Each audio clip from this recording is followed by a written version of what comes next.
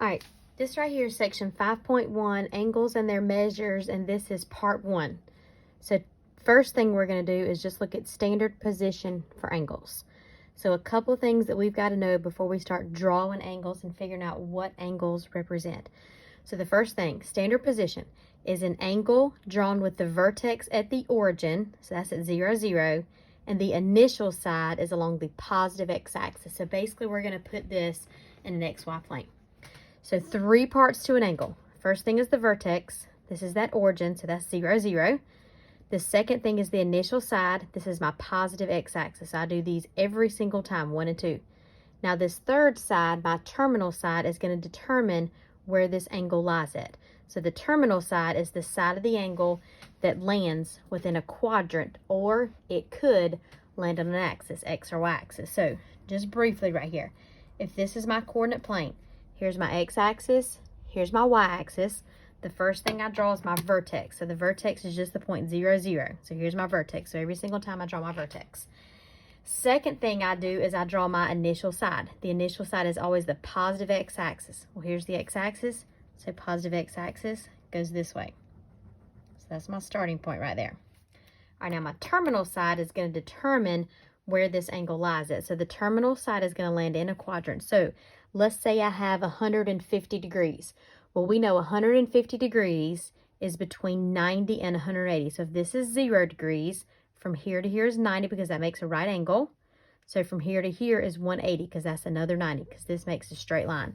So if I wanted 150 degrees, I would draw a line over here in the second quadrant. So here's my vertex right there in the middle. My initial side, I'm going to call that IS. That's my positive x-axis every single time. And then my terminal side is up here. It lands in a quadrant. Now let's think about this real quick. If this is 0, then this is 90.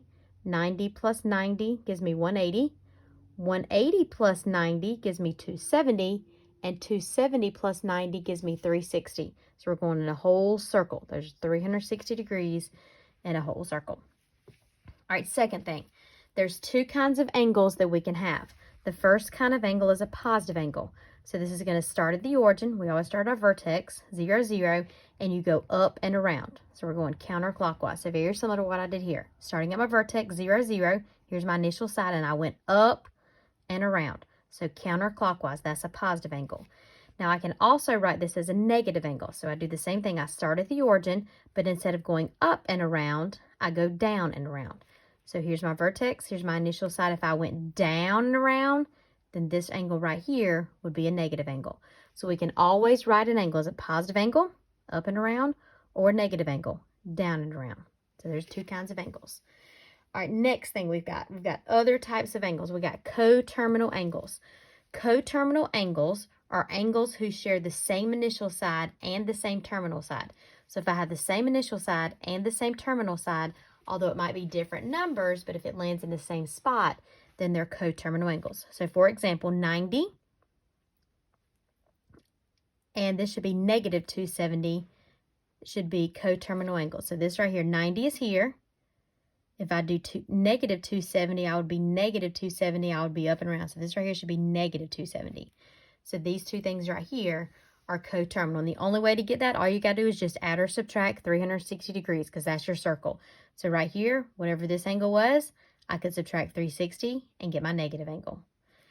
All right, last thing we got to talk about with angles is a quadrantal angle. Looks like quadrant, okay? So a quadrantal angle is an angle whose terminal side is going to land on an axis. So if it's at 90 degrees, it's going to land on an axis. 180 degrees is going to land on an axis. 270 is going to land on an axis. And 360 will land on an axis. So we call those quadrantal angles. And that's what we're fixing to get into once we talk about what quadrant it lands in.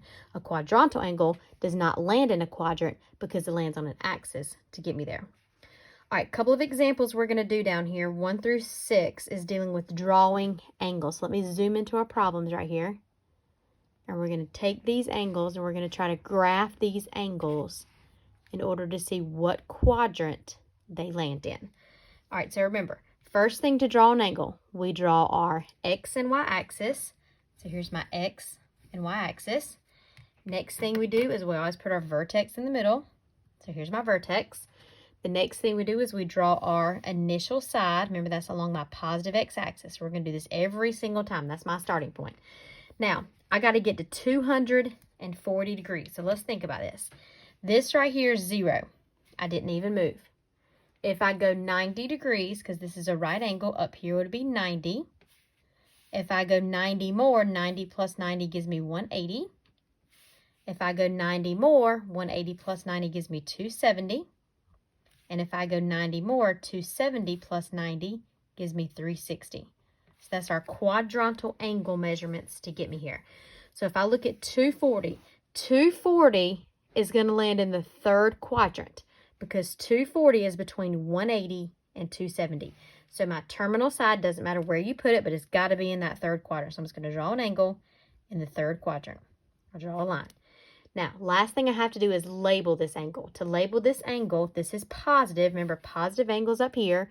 It tells me I go up and around. So from my initial side, I go up and around, and the measurement from my initial side to my terminal side is 240 degrees. So some things you need when you're drawing or graphing an angle. First thing you need to do is you draw your axis. Next thing you need is your vertex and your initial side. Then you got to have a terminal side, and then you're drawing the angle that goes around there. All right, now let's switch this over and go to number 2. Now, the difference between number 1 and number 2 is number 1 is a positive angle and number 2 is a negative angle. So here I went up and around. Over here, since it's negative, I'm going to go down and around. All right, so first thing I do is I draw my X and Y axis. Next thing I do is I draw my vertex and my initial side. And now I got to figure out what quadrant is negative 120 degrees going to land in. Now, negative angles aren't really good. I'm going to try to take this negative 120 and change it into a positive angle. So this is where we use this word coterminal angle. They're going to land in the same spot, and all we do to get there is just add or subtract 360. So anytime we see a negative angle, we're going to add or subtract 360. Now, if I add 360, that's going to give me a positive angle. If I subtract 360, it's still going to be negative. So I don't want to subtract 360. So I'm going to take negative 120. I'm going to add 360, and that gives me out 240. So this right here is the same as 240 degrees. Now you're like, oh, we just graphed that. Yeah, we just graphed this. So these two angles right here are called coterminal angles. So when I go to graph them, they should land in the same spot, coterminal angles. All right, so I got my vertex. I got my initial side. And remember, 240. Remember, this is 180 to 270, so 240 is going to land in this third quadrant. So here's 240 right here. Now, next thing I have to do is label it, just like we did here, up and around. Now here I can't go up and around because it's a negative angle. If I go up and around, that will be positive and then a number. Well, this isn't positive, this is negative. So instead of going up and around, I got to go down and around. And when I go down and around, I got to measure exactly how they gave it to me. So they gave me negative 120 degrees. So this is negative 120 degrees. So there's 1 and 2. All right, now let's work on 3 and 4 now. Number 3 is negative, number 4 is positive. Now, before we get to that, both of these landed in the third quadrant. So my directions say name the quadrant. So I'm going to say third quadrant. I graphed the angle. Now I'm labeling it. So this right here, same thing, third quadrant. These right here were coterminal angles. All right, now getting into number 3. To solve number 3, first thing, I draw my X and Y axis. Next thing I do is I draw my vertex and my initial side every time. That should stay the same. All right, negative 270. First thing I don't like is I don't like that negative angle. So to make this a positive angle, I got to find a coterminal angle. To find a coterminal angle, I'm going to add or subtract 360. Here I'm just going to add 360 because it's already negative. So if I do negative 270 plus 360, that's going to give me out positive 90. So I'm going to graph 90, but when I go to label it, I'm going to label it how they started me, which is negative 270. All right, looking back up here, here's 90 degrees, sitting right up here at my positive y-axis. So my terminal side is going to land on this positive y-axis. And to label the angle, since this was negative, I have to go down and around. So starting from my initial side, down and around, this angle right here is negative 270 degrees. Now, other thing I have to do is I got to name the quadrant. Well, this doesn't land in a quadrant. It lands on an axis. So that's where we use this vocabulary word where it's a quadrantal angle. So I'm just going to put QA, quadrantal angle, for number 3. All right, next one we got is number 4. Now, number 4, I look and I say, oh my goodness, 435, that's not a number that we've talked about. We've only talked about numbers from 0 to 360. So first thing I'm going to do is go back to my original problem. I'm going to draw my X and Y axis. I'm going to draw my vertex and my initial side, and I'm going to try to graph this thing, 435. Now, 435 is out of my range that I want it to be in, which is 0 to 360. So to get it looking back into my range, I'm now going to subtract 360. If I add 360, it's going to make it even more bigger. I don't want to make it bigger. I want to take this thing and make it smaller. So 435 minus 360 gives me 75 degrees. So this right here is the same thing as 75 degrees. Now I look to find out, where does 75 degrees land at? Well, if I look back up here, from 0 to 90 is the first quadrant. So 75's got to be in this first quadrant right here. So my terminal side just needs to be somewhere in my first quadrant. Last thing I have to do is label my angle. Now, when I label my angle, I got to label what I started with, which is 435. Well, to get that, we went around one entire time, 360, and then we added another 75. So it's going to look like a little spiral. So I'm going to go up and around one whole time, and then I'm going to go up to that terminal side and label this 435 degrees. Now, if I subtract 360 and I still don't get between 0 and 360, I can subtract 360 again. Well, if that happens, then I would go 2 rotations around before I got back to where I landed at. So you can add or subtract 360 as many times as you want to get a number that you like in between 0 and 360. All right, so here we go. We land in the first quadrant. So here, we're in the first quadrant. So quadrant 1. You could put Q1 right there if you wanted to. All right, last 2 problems. Both of these are negative. So since both of these are negative, my first step, I'm going to have to change it into a coterminal angle. I want these things to be positive.